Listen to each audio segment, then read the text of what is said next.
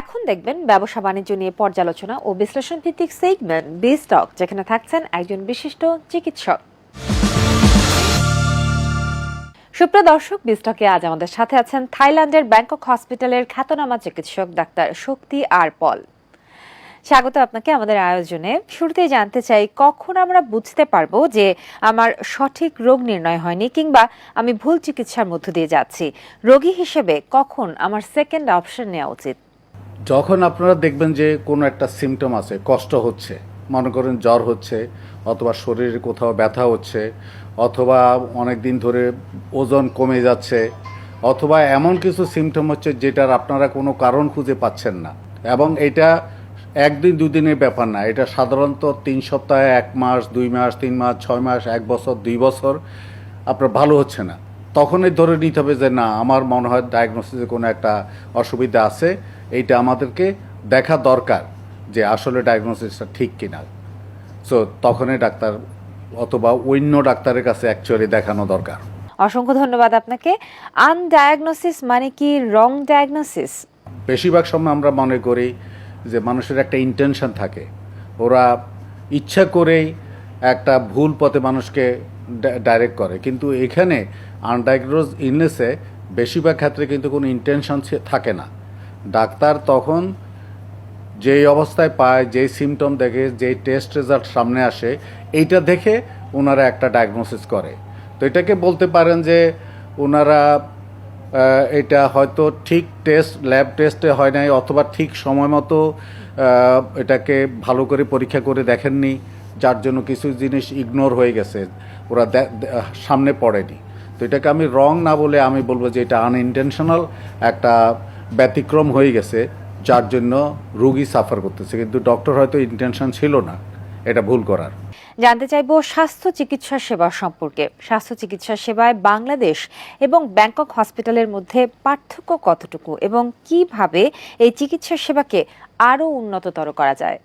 প্রথম কথা হলো, বাংলাদেশে আমি বলবো যে অনেক ভালো ডাক্তার আছে, অনেক প্রফেসর আছে, অনেকে অনেক পড়াশোনা করে, ওনাদের অনেক জ্ঞান আছে।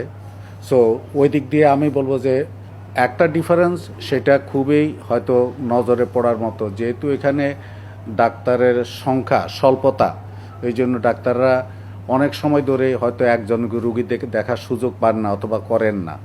যেটা ব্যাংককে গেলে আমাদের হাসপাতালে স্পেশালি, আমরা যখনই যে একটা জটিল রুগী, আমরা তখন সময় কাউন্ট করি না। আমার কথা হলো, রুগী আসছে সমাধানের জন্য, আমার যদি 10 মিনিটের জায়গায় আমাকে 1.5 ঘন্টা দেখতে হবে, তখন আমরা দেখি। তো এই সময় দেওয়াটা হলো একটা বড় জিনিস। আর যেটা সাথে ইম্পর্টেন্ট, সেটা হলো ওই যে বলছে টেকনোলজি, ল্যাব টেস্ট খুব রিলায়েবল আমাদের। যে কোনো imaging, x ray, MRI, CT scan, এগুলো খুব রিলায়েবল, এবং এগুলোর দরকার হলে আমরা একজন যদি ঠিকমতো এটা ইন্টারপ্রিটেশন অসুবিধা হয়, তাহলে অন্য আরেকজনকে ডাকা হয় যে এটা দেখো।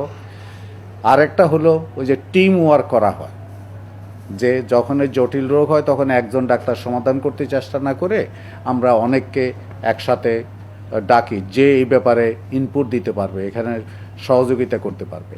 স্যার, আপনার কাছে আমার সর্বশেষ প্রশ্ন। প্রাথমিক পর্যায়ে আমরা যারা ব্যাংকক হাসপাতালে চিকিৎসা নিতে আগ্রহী, তাদেরকে ব্যাংকক হাসপাতাল কিংবা বাংলাদেশের অফিস কিভাবে সহযোগিতা করবে এবং কোন কোন চিকিৎসা সেবায় ব্যাংকক হাসপাতাল অনন্য?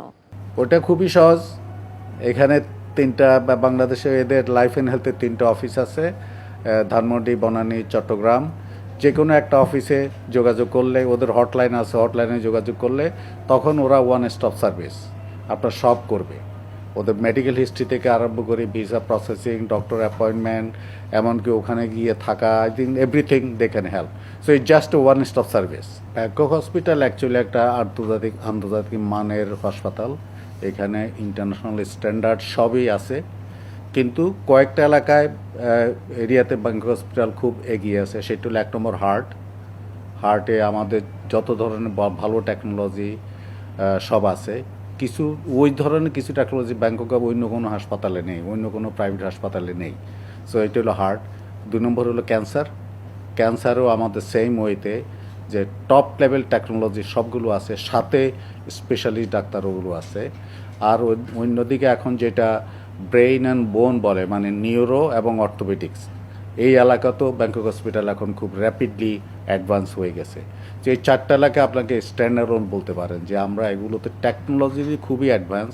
এবং আমি আবার রিপিট করছি যে এই যে হার্ট, ক্যান্সার, বোন, ব্রেইনে কিছু টেকনোলজি শুধু ব্যাংকক হসপিটাল, থাইল্যান্ডে শুধু ব্যাংকক হসপিটাল আছে, অন্য কোনো হাসপাতাল ওই টেকনোলজি নেই, বিশেষ করে কমপ্লিকেটেড হয়ে।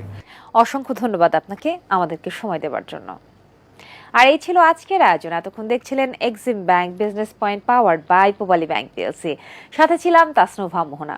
সুপ্রিয় দর্শক, সামনের সপ্তাহে নতুন নতুন ব্যবসায়িক খবরাখবর এবং পরিকল্পনা নিয়ে দেখা হবে আবারও এটিএন বাংলার পর্দায়। সে পর্যন্ত সকলে ভালো থাকুন, সুস্থ থাকুন। আল্লাহ হাফেজ।